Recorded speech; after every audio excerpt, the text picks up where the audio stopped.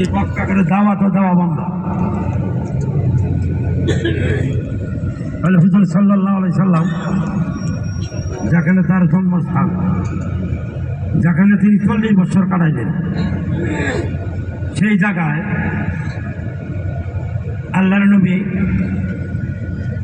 আলোচনা করবেন বা সভা করবেন, সেই সুযোগ মক্কাবাসীরা না দেওয়ায়, মদিনাবাসীরা দেওয়ায় আল্লাহর নবী যেখানে ইসলাহি বয়ান করলেন। ইসলাহি শব্দের অর্থটা হলো সংশোধনের বয়ান।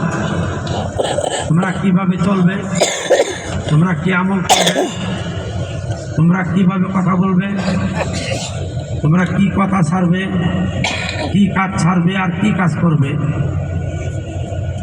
হুজুর পাক সাল্লাল্লাহু আলাইহি সাল্লাম শরীয়তি বিষয় এখানে যে সভা করলেন,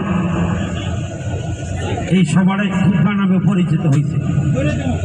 আল্লাহর কাছে খুব পছন্দ হয়েছে বিদায় আল্লাহর নবীর ভাষণটারে তার উম্মতেরা ধরে রাখার লাগে কিয়ামত পর্যন্ত এই খুতবাকে আল্লাহ তাআলা